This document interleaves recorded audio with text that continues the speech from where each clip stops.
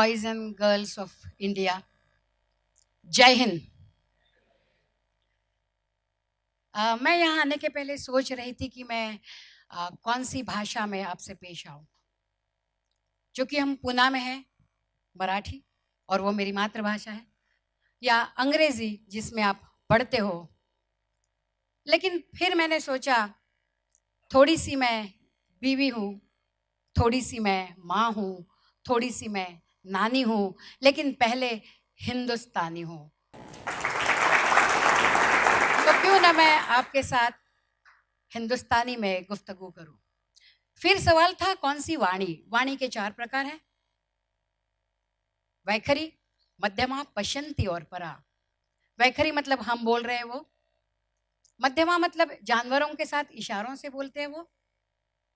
लेकिन पश्यंती है वो हृदय से निकलती है और हृदय तक पहुंचती है। उसमें अल्फाज नहीं, एहसास होते हैं। तो मैं पश्यंती में बोलूंगी और आप एहसास महसूस करेंगे। एक खूबसूरत शेर है, गजल में बंदिश अल्फाज ही नहीं है सब कुछ। गजल में बंदिश अल्फाज ही नहीं है सब कुछ, जिगर का खूब ही चाहिए कुछ असर के लिए। तो अभी डिबंक, इसकी शुरुआत करने के पहले मैं थोड़ा सा मेरी ज़िंदगी के कुछ साल पीछे जाऊंगी। मेरी शादी हुई, उम्र 22 साल थी। ये उम्र पर्पसली मैं जिक्र कर रही हूँ कि इसका आपको बाद में अंदाज़ा आएगा। तो शुरू हुआ मेरे दौर, मेरे ज़िंदगी का। मैं, मेरा घर, मेरा पति, मेरी बेटी, मेरी करियर, मेरी एम्बिशन, मेरा बंगला, मेरी गाड़ी, मैं। I was an eye specialist, not EY, eye specialist. अपनी धुन में मस्त रहकर मैं सिर्फ अपने परिवार का बोझ कंधे पर उठाकर अपने आप को काबिले तारीफ समझती थी। छोटी सी छोटी मुश्किलों से बिखर जाना और उससे भी छोटी उपलब्धियों से 7वें आसमान तक पहुंच जाना मेरे लिए बड़ा साधारण था। अपने अहंकार को सर आठों पर उठाकर मैं चल रही थी हरियाली के रास्ते से। ना मैंने कभी कांटों का रास्ता चुना, ना उस रास्ते पर चलने वाले किसी के बारे में समझा और सोचने की कोशिश की। मेरा घर, मेरा परिवार, मेरा सुख, मेरा अधिकार। लेकिन इस पटरी पर चलने वाली मेरी गाड़ी अचानक एक दिन एक स्टेशन पर रुक गई। वो स्टेशन मेरे लिए बिल्कुल अनजान था और उस स्टेशन के लिए मैं अजनबी। उसका नाम था for you tomorrow he gives his today the soldier. और फिर शुरुआत हुई सोल्जर को समझने की और उसको जानने की। शन्नो वरुणा, इन 22-23 साल के बच्चे, इसके लिए मैंने कहा मेरी उम्र आप याद रखिएगा। इन 22-23 साल के बच्चों ने मेरी जिंदगी में एक नया आयाम दिया। शन्नो वरुणा, ये नौदल के बच्चे आप देख रहे हैं, वहाँ मशीन को ज़्यादा जगह है, आदमी को नहीं है। और इस तरह वो अपने रैंक बाजू में रखकर वहाँ काम करते हैं 3-3 महीने, और 300 मीटर पानी के नीचे 40-40 दिन और 30-40 लोगों के साथ वो हमारे लिए, हमारी सुरक्षा के लिए पानी के नीचे रहते हैं। मैंने कहा बेटा ये काम आप कैसे कर रहे थे हो? उसने बड़ा अजीब सा आंसर दिया, बहुत अच्छा आंसर दिया। उसने कहा कि आप देख रहे हो कितने हंस रहे हैं। उसने कहा मैडम आपने क्या कहा? काम? हम काम कहाँ करते हैं, हम एंजॉय करते हैं। हमें ना स्नान करना है, ना शेव करनी है, बस पानी में रह के निकलना है 40-40 दिन। ना संघर्ष ना तकलीफ, तो क्या मजा है जीने में। बड़े बड़े तूफान थम जाते हैं जब आग लगी हो सीने में। This is our Indian navy. हमारे एयरफोर्स के बंदे, 22-23 साल की उम्र का जिक्र मैं हमेशा करती रहूंगी। 22-23 साल के बच्चे आसमान की सुरक्षा रखते हैं। और कोई बंदा Daulat Beg Oldi, 17,500 feet, harsh terrain, high altitude पर अपना हवाई जहाज एक चैलेंज लेके वहां लेके जाता है और दूसरी देशों को ये बताता है, ए दुश्मन, खबरदार, हमारे हिम्मत पर और ताकत पर शक मत करो, जो तुम सोच भी नहीं सकते हो वह हमने हमारा हवाई जहाज उतार के दिखाया है। शायद वो सोचता होगा कि जब हौसला हो बुलंद आसमान में उड़ने का तो बेकार है, फिजूल है नापना कद आसमान का।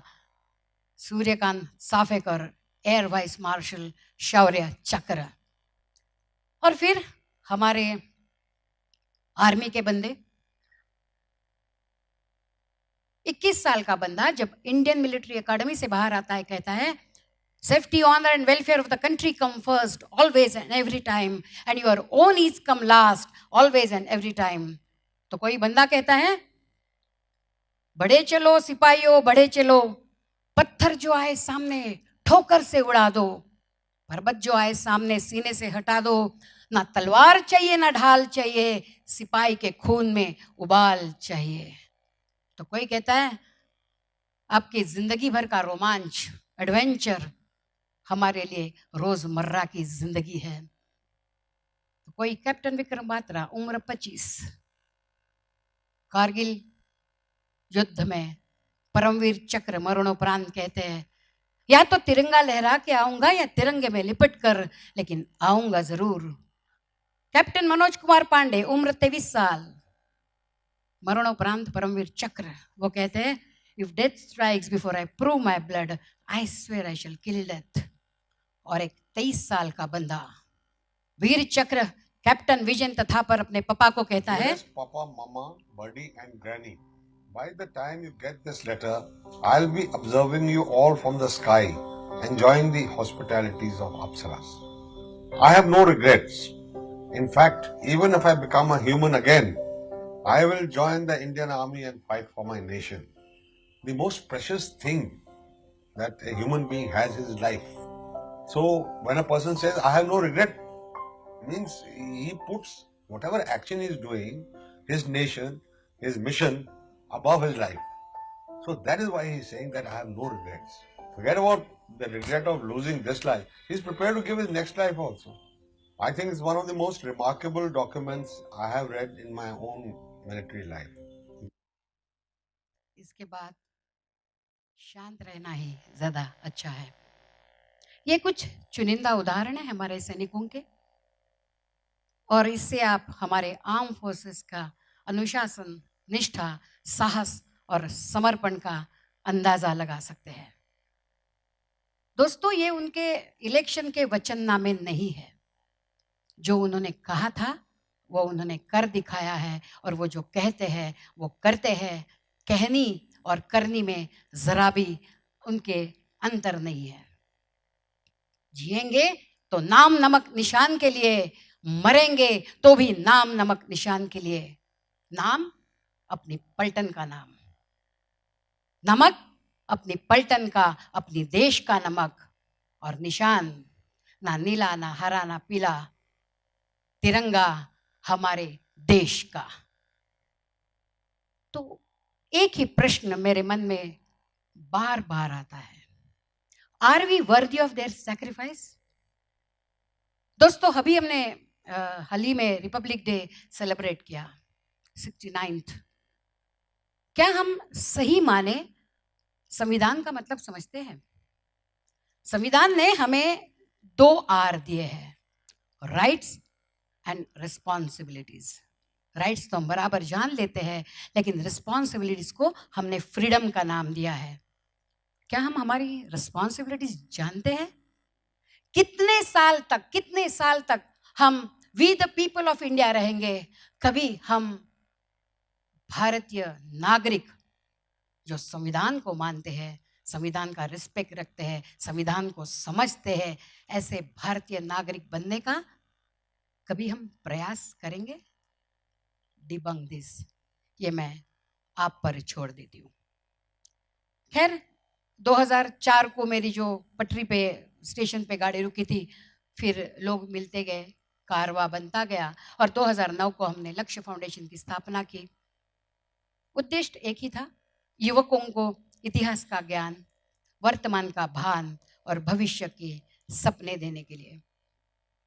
मेरा सौभाग्य रहा कि इन 14 साल में मैं विविध टीसीपीज पर गई, पासिंग आउट परेड्स अटेंड किए, असम, अरुणाचल प्रदेश, नागालैंड, कश्मीर, श्रीनगर, नगरोटा, पूंछ, रजौरी, विविध फॉरवर्ड पोस्ट पर गई।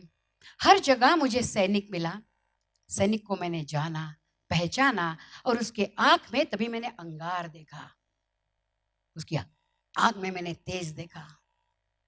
हर जर्रा अपनी जगह आफताब होता है, वो आफताब मैंने उनकी आंखों में देखा, उनके हृदय में देखा और उसी वक्त देखा उनकी आंखों में प्यार, उनकी आंखों से झलकता हुआ प्यार। The true soldier fights not because he hates what is in front of him, but because he loves what is behind him. वो प्यार करता है हमें, वो केयर करता है हमारी।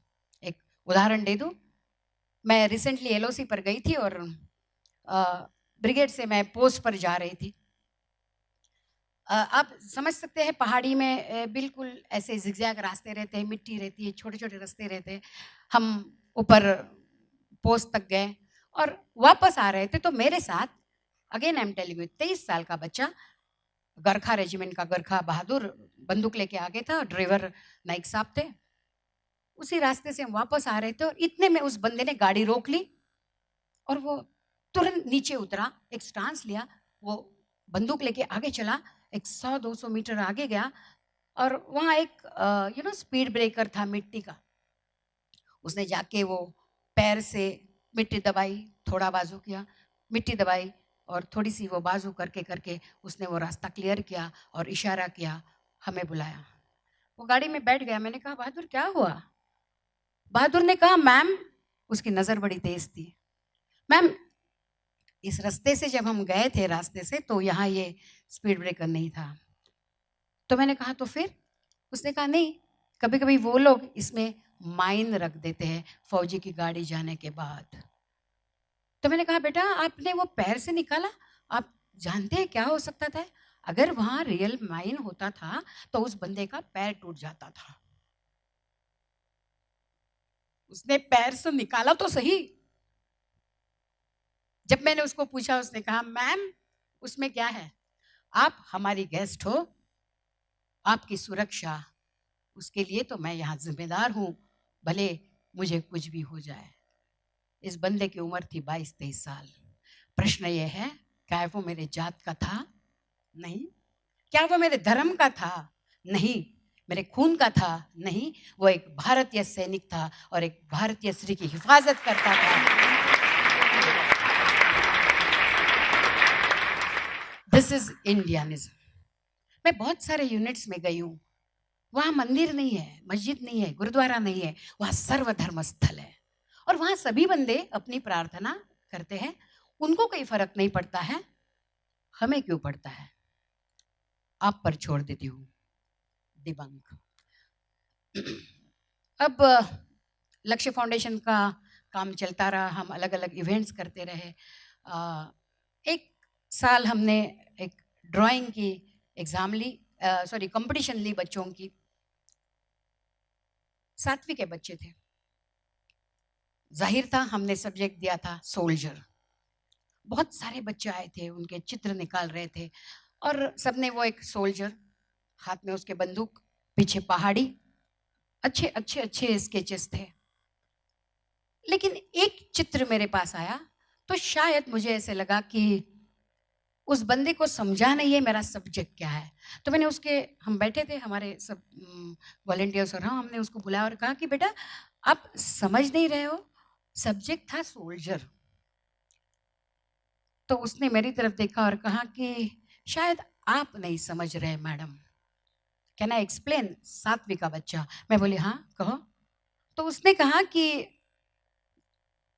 ये जो फोन पे दिख रही है वो मेजर कांचन है, वो जिनके साथ फोन पे बात कर रही है वो मेजर आशुतोष है जो अरुणाचल में है, और उनके गोद में जो बच्चा है वो उनका बेटा है जो अभी अभी पैदा हुआ है और वो अपने हस्बैंड को बता रहे हैं कि उनको लड़का आया।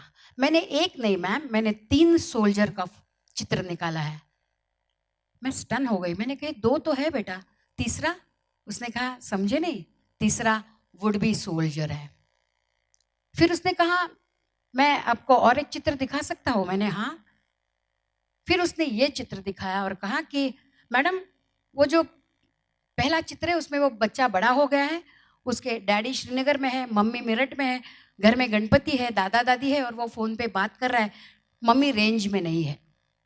अगले चित्र में दिवाली है, दादा दादी उसके साथ है, उसके डैडी रेंज में नहीं है लेकिन उसकी माँ रेंज में है क्योंकि डैडी श्रीनगर में है। लेकिन नीचे जो है वो उसके डैडी मम्मी उसके साथ है और उस दिन उनके घर में दिवाली है, उस दिन उनके घर में गणपति है, उस दिन उनके घर में जश्न है।